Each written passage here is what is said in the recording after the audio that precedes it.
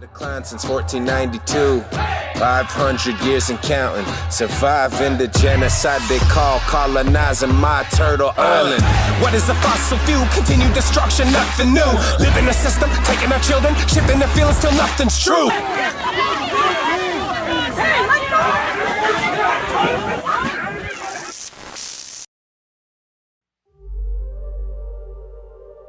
I think indigenous struggles are so important, like what's happening now in Hawaii. I was listening to it and a guy was saying it's not about just this telescope. It is, right. It's about their sacred mountain, but it's about their right to exist. Right. Their right to define for themselves what their future is going to be. Exactly. Their right to exist in their own land and to defend their sacred sites in the way they see fit. Right. And what I saw at Standing Rock is when we connect to those struggles, to that truth,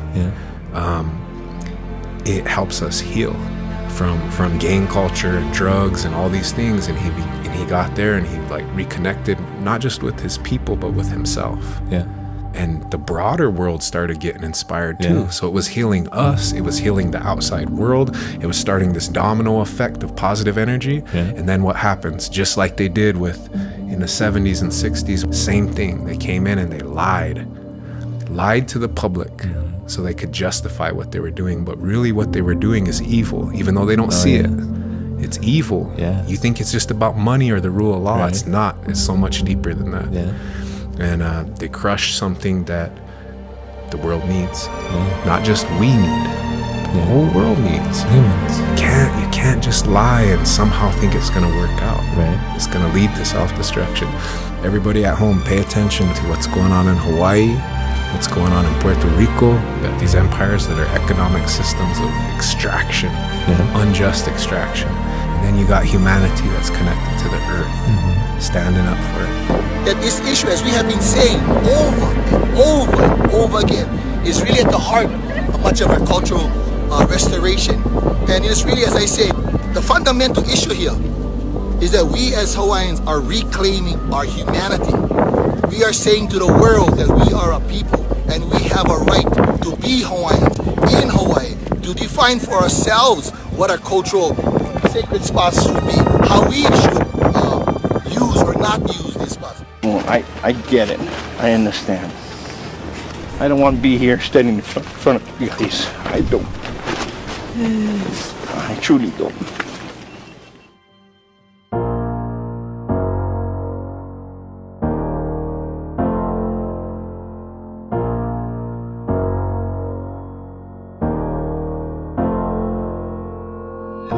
Something simple is what we want, but they don't want to give how we want to really live.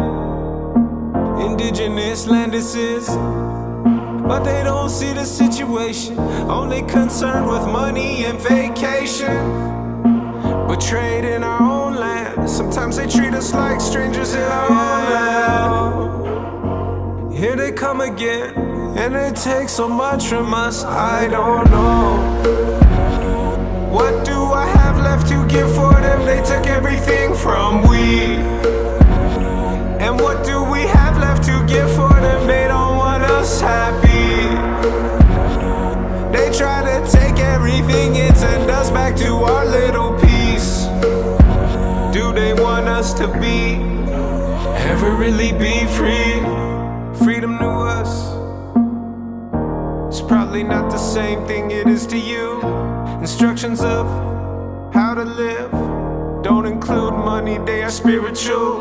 How to live in balance with all of creation. If we don't do that, it's destruction of our nations. Betrayed in our own land, we're always treated like strangers in our own land. First they took the land and kids, now minerals, water, I don't know. What do I have left to give for them? They took everything from we.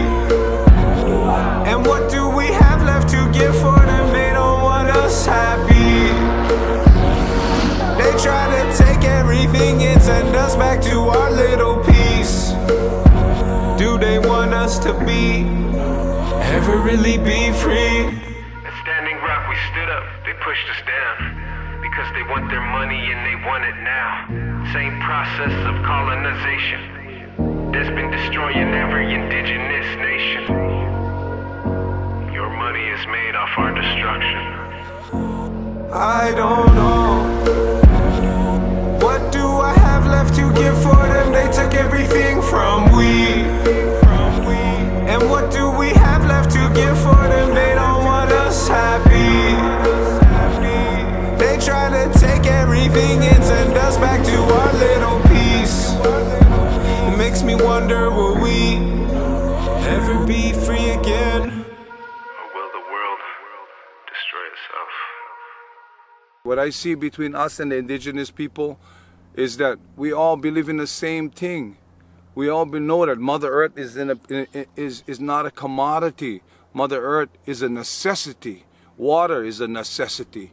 It's not a commodity. But what happens is we get put into a category where they start exploiting our lands, exploiting our waters, exploiting our culture, prostituting our culture. In the hotels down the road, they're selling our hula, selling our culture for money, and in essence, stealing from the people who practice it. We become a historical thing. We become a thing in the past, a history, when actually we're still here, living today, breathing today, practicing today, what we've done for thousands and thousands of years. The World Peace and Prayer gathering this weekend with Arvo Looking Horse and a lot of our relations from Standing Rock who came over. We all share the same vision of taking care of Mother Earth, taking care of the water, the most important God-given gift to us. I honestly don't think that anyone could possibly ignore this movement. What's going on here on Mauna Kea is far, far bigger than TMT. The Hawaiian people, especially those who are up on the mountain these past days, should be given so much respect and credit for awakening the rights of indigenous people everywhere. And when people think about what happens away from the islands, we like to believe that we're setting an example, and I think that the Hawaiian people have. And that is going to be far more important than what happens with the telescope. The Hawaiian people have done something extraordinary. Aloha. Aloha is not just a word, it's a way of life. It that comes from inside your heart. Aloha is not just goodbye and hello, what they taught us in the tourist world, what they teach in the tourist world. People come from all over the world here to our Hawaii, and all we give them is aloha and love. The world needs to learn how to give back a little love to the people of love, the people of aloha, these islands, our moku'ainas here. Tourists keep coming here and keep taking and taking and taking, and they keep moving here by the droves. And little do they know that when they move here, we're becoming aliens in our homelands. We can't even afford to live here anymore. Our children are moving away. The aloha that we've given people is not being reciprocated. They're not giving them back to us. They come in here with their attitudes. They come in here with the take, buy attitude. And that puts us in a place of alienation. We cannot survive in our own homelands anymore because of this stealing of our aloha and not giving them back to us. The world has to give back aloha where aloha is given. Mahalo ke akua, first of all.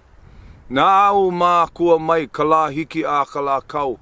I call my kupunas and my elders from the rising of the sun to the setting of the sun. Maika ho'oku okalani, from the zenith where our star mother comes from, to the horizon where the sun sets. Mahalo ke akua.